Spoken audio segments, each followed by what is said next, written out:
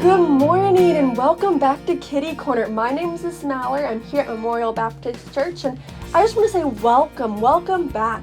And I just hope that you've been having some good time with your mommies and daddies, your brothers and sisters, and been able to get outside a little bit as, you know, we're kind of all stuck at home right now. And I just hope that you've been able to have some fun times during this hard time that we're all in. So moms and dads, I just want to let you know, if you want to follow along with the story that we're about to read, you can click on the link below. It's going to have the story in PDF version. And you can just download that onto your phone. You can use it as a bedtime story. You can use it as anything else.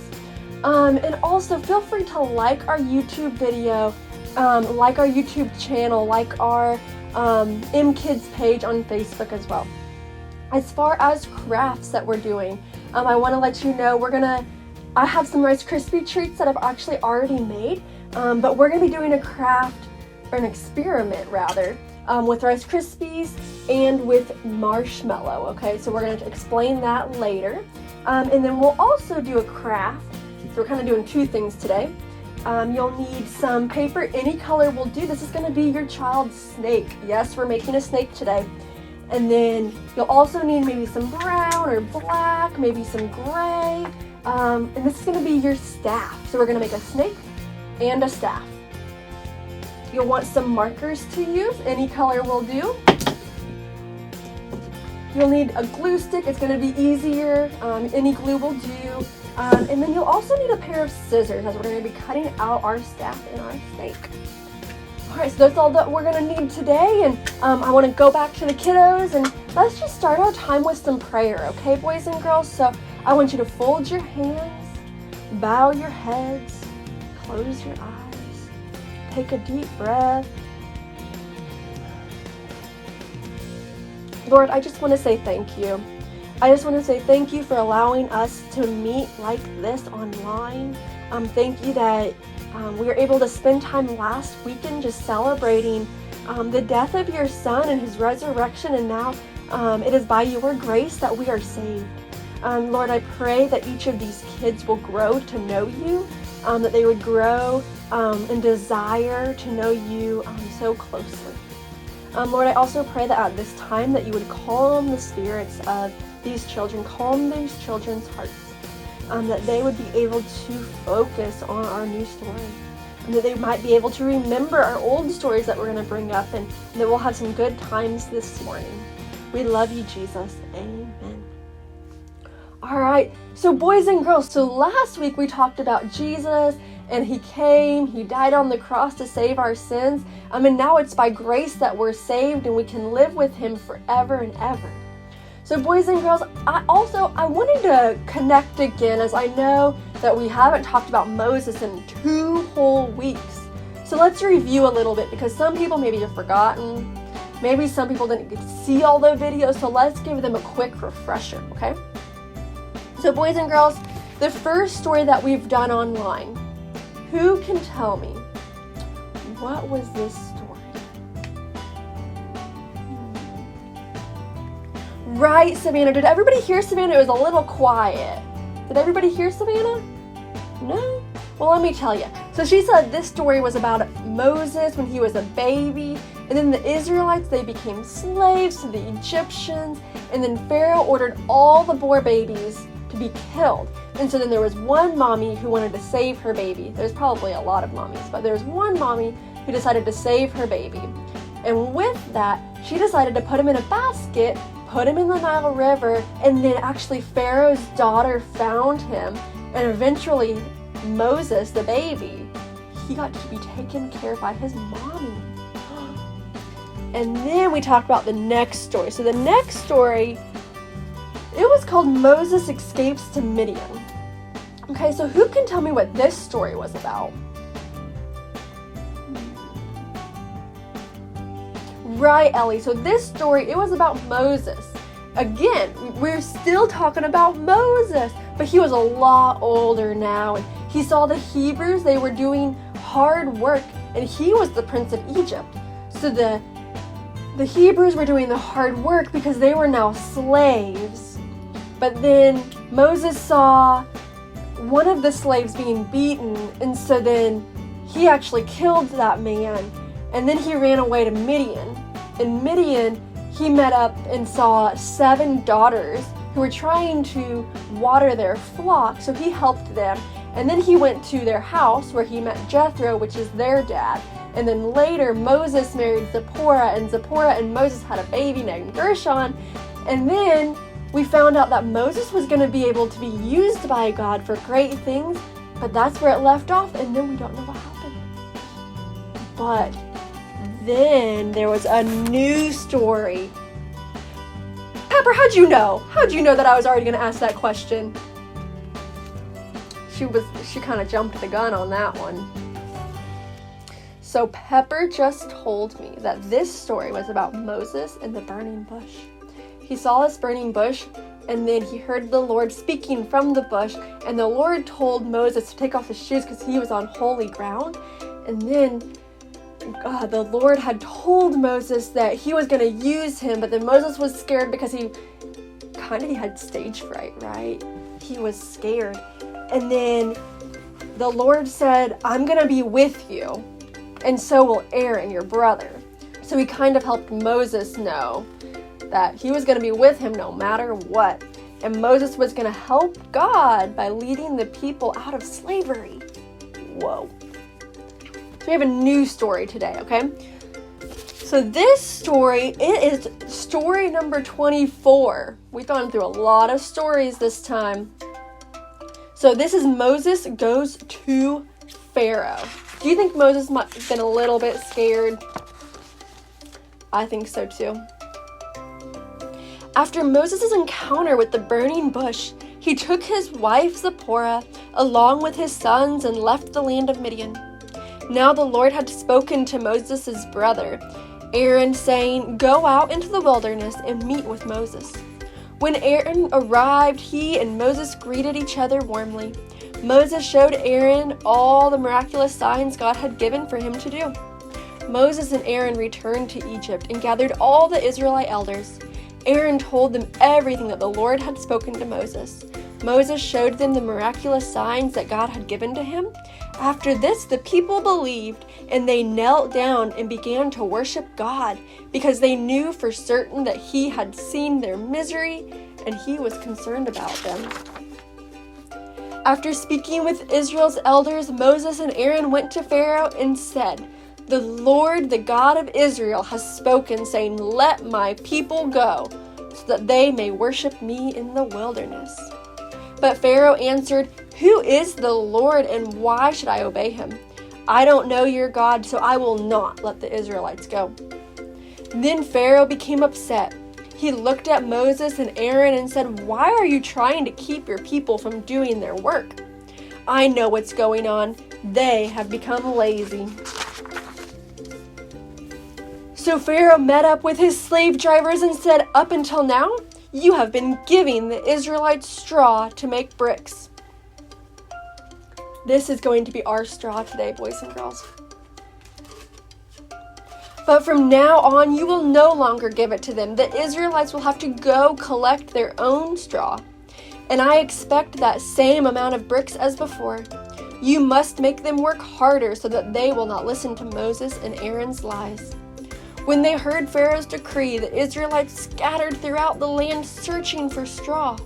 When they could not make as many bricks as before, the Egyptian slave drivers beat them and said, You're supposed to be making just as many bricks as you used to.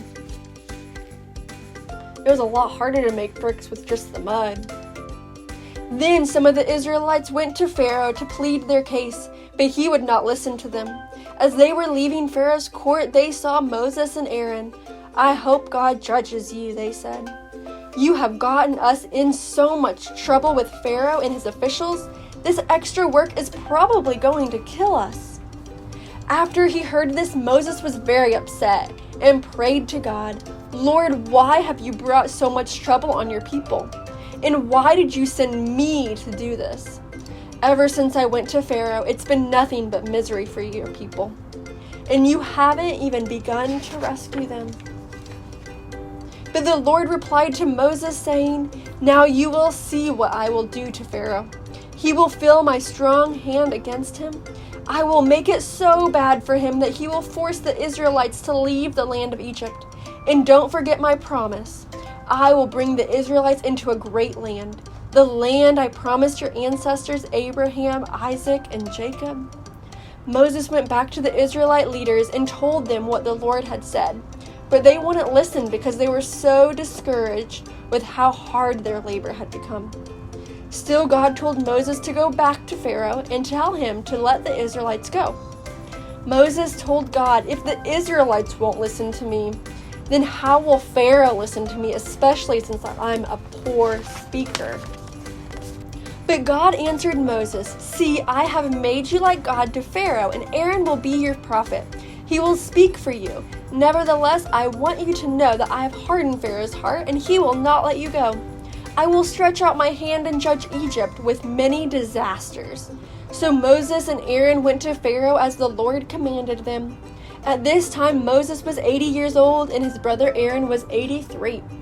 When Moses and Aaron arrived, Pharaoh told them to perform a miracle and prove that they had heard from God.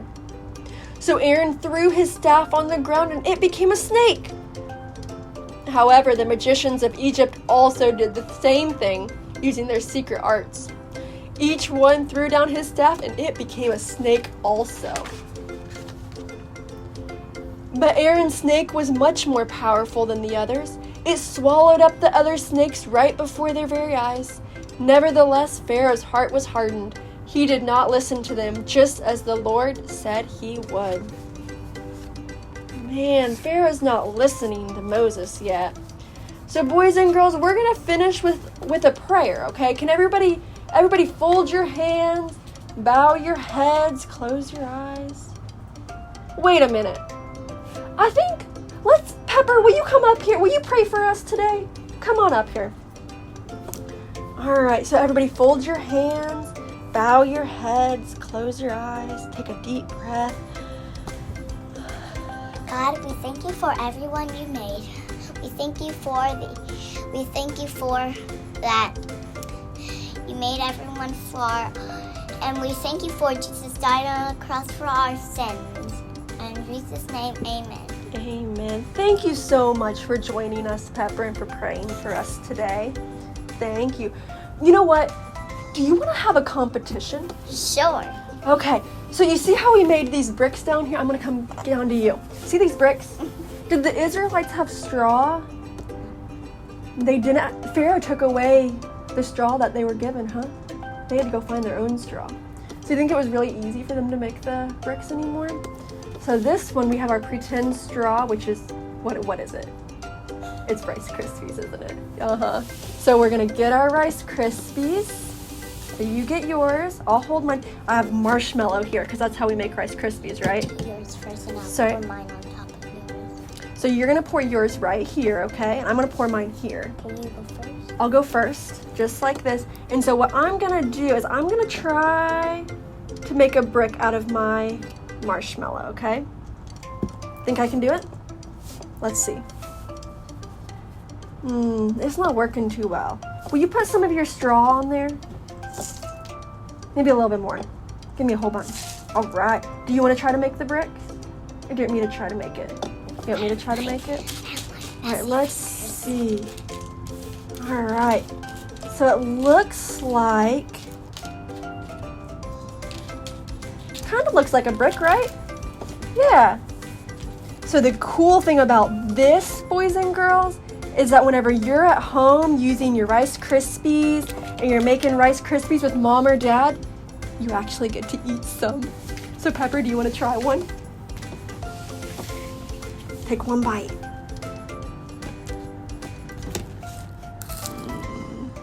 How is it? All right. It's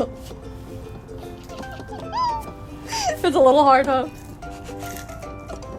All right, so boys and girls, I want you to see if it's easy for you to make a brick out of your marshmallow, or maybe you'll use some mud, and see what you can use for the straw. Are you gonna use Rice Krispie treats or Rice Krispies too? Or are you gonna use sticks from the yard? Are you gonna use pretzels from the cabinet maybe?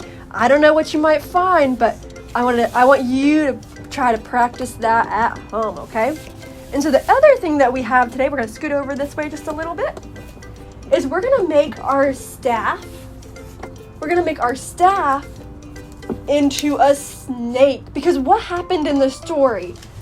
Aaron threw down his staff, right? He threw it down and it turned into a snake. So that's what we're going to do. So what we're going to do is we're going to take our brown piece of paper like this and we're going to draw a snake. So Pepper, will you draw me a snake here?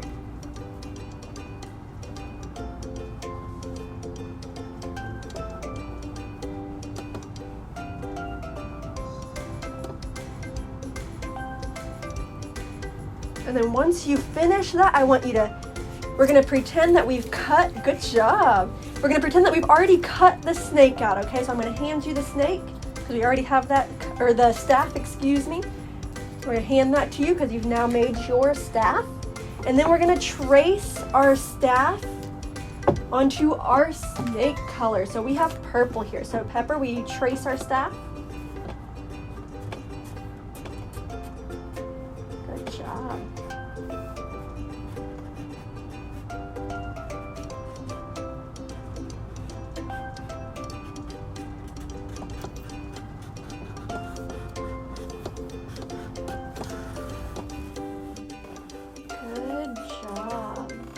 Alright, and so she has now cut her snake out. And so what we're going to do, we're going to take the one that I've actually already cut out and ready to go. And we're going to glue these two pieces together. So we have the staff on one side and the snake on the other. So do you want to glue those two together for me?